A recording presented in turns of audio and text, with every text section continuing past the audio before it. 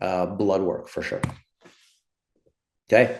Another example, Chris Hertel, type 1 diabetes, obese, hypertensive, high cholesterol, type 1 diabetes, lost 76 pounds in 11 months, cut his fasting glucose in half, A1C down by a full percent and then some.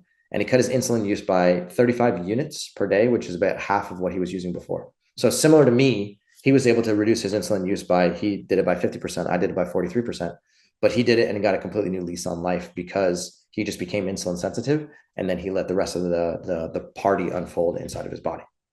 All right. So the step-by-step approach that we recommend looks like this. Okay. You could go cold turkey like me if you wanted to. I don't recommend it.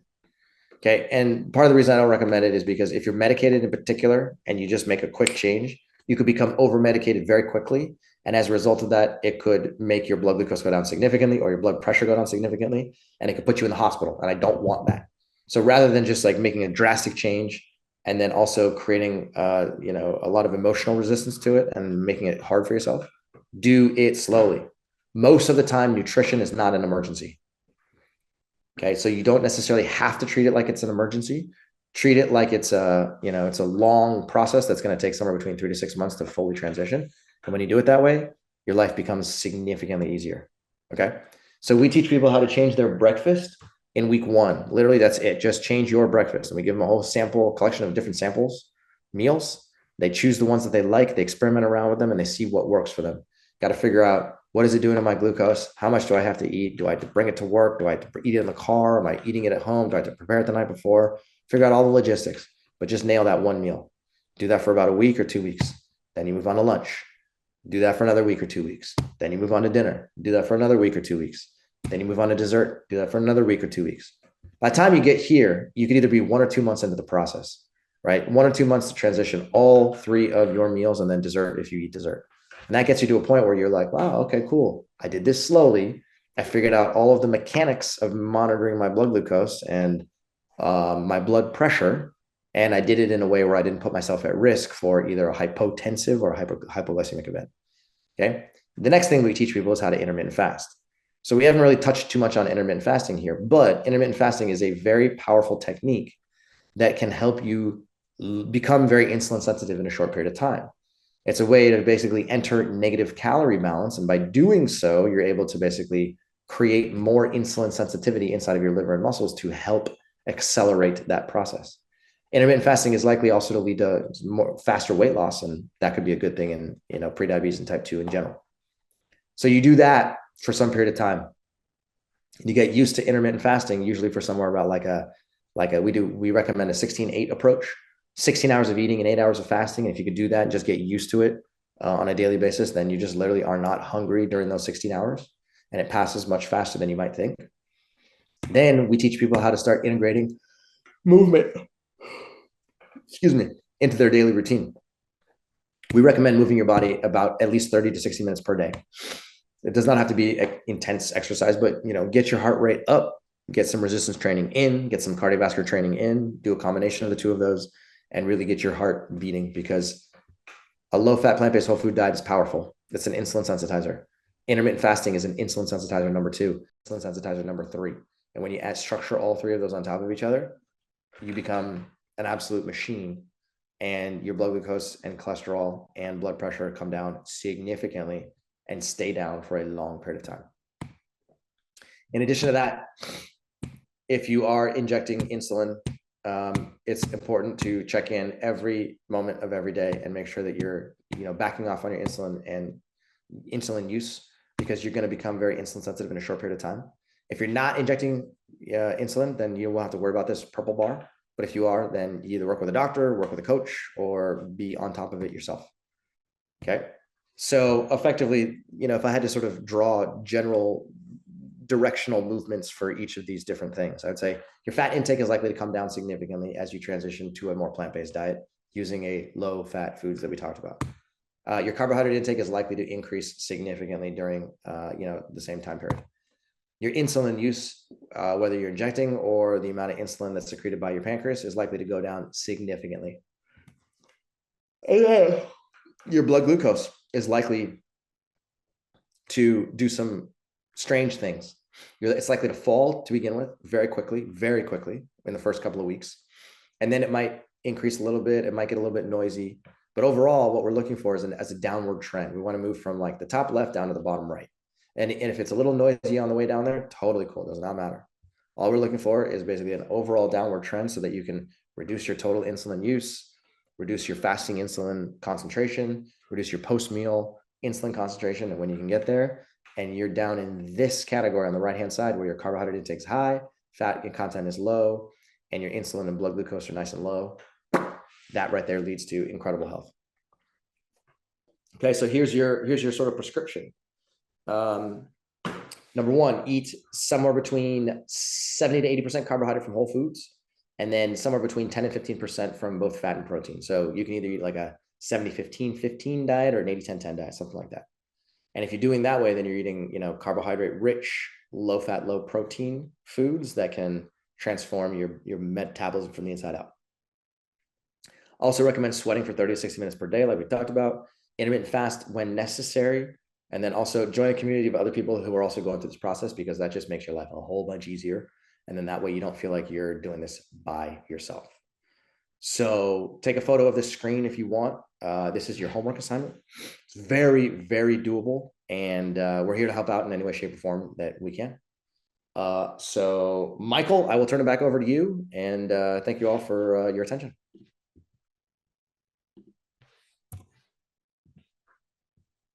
All right. So that was a great presentation. That was probably the single best explanation of the mechanism of how one goes from healthy to diabetes that I've heard. Awesome. Thank you.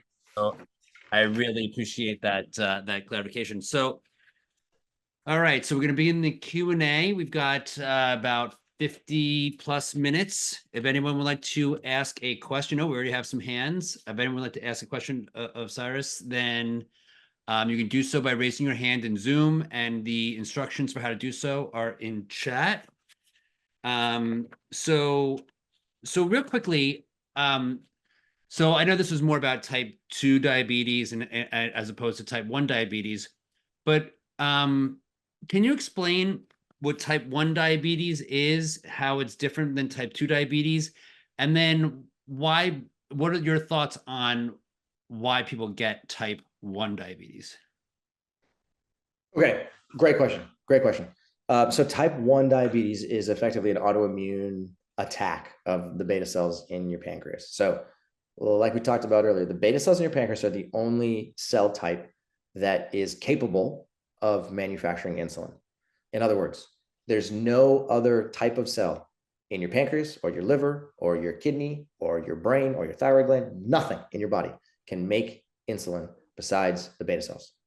So they're a very, very important cell type, and you want to do everything you possibly can to preserve the ability of your beta cells to manufacture and secrete insulin.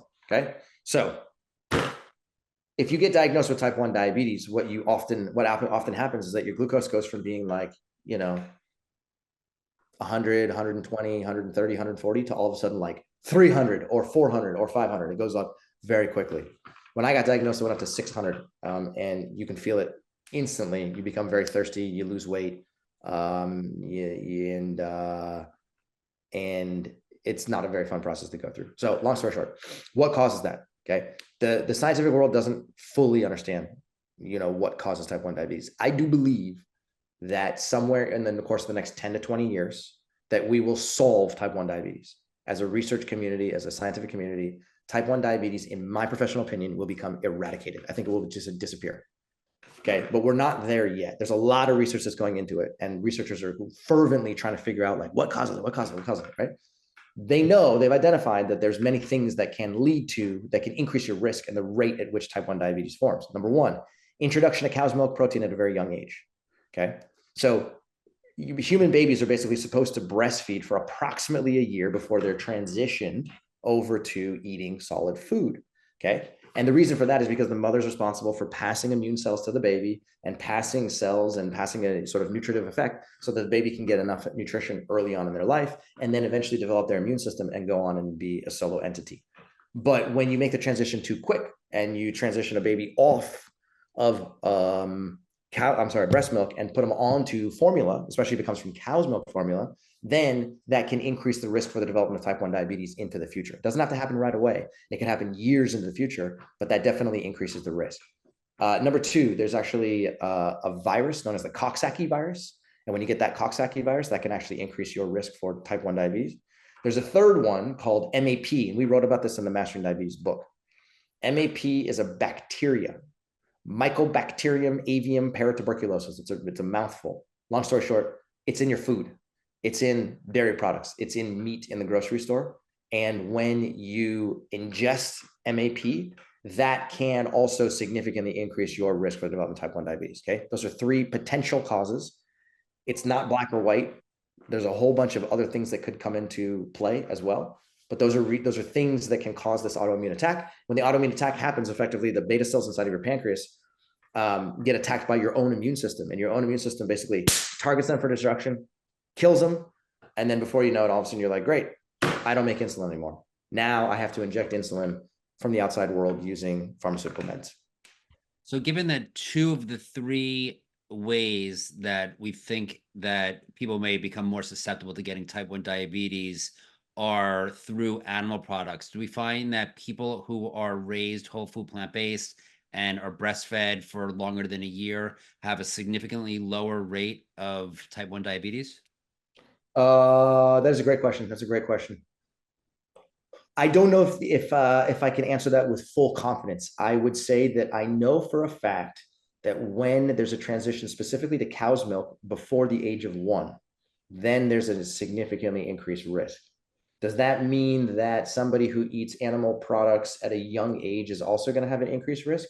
I don't think I could jump to that conclusion because I think that that's not known.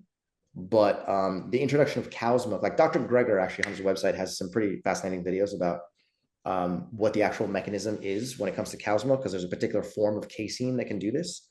And those might be worth exploring, but it's usually just specifically about the milk and the transition to milk from mom to cow at a young age. And just the last question on type 1, are people with type 1 more or less or the same susceptible to getting type 2 diabetes? Oh, good question. Okay.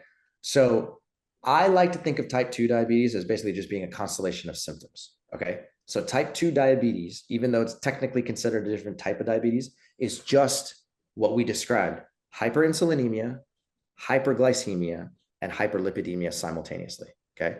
So if you are living with type 1 diabetes, you can also get to that state as well. You can also get to that state where your cholesterol is high, your glucose is high, and you're injecting a lot of insulin because you are eating a low carbohydrate diet and you are trying to keep your glucose low, but it's not working.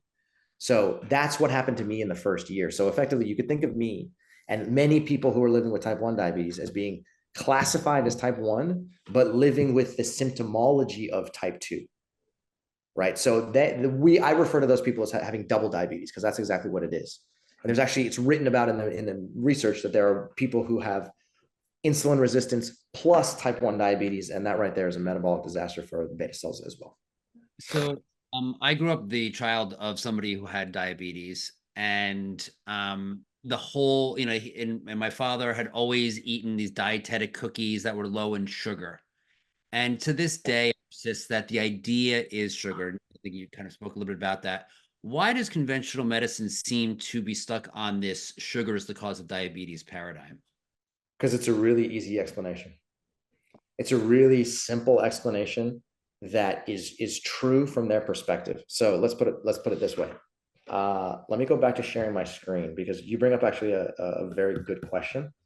And I just want to make sure we're all on the same page about this. Okay. Remember this slide that I shared here before, right? It says traditional carbohydrate metabolism is a single variable relationship. Okay. Humans like to think in linear mechanisms.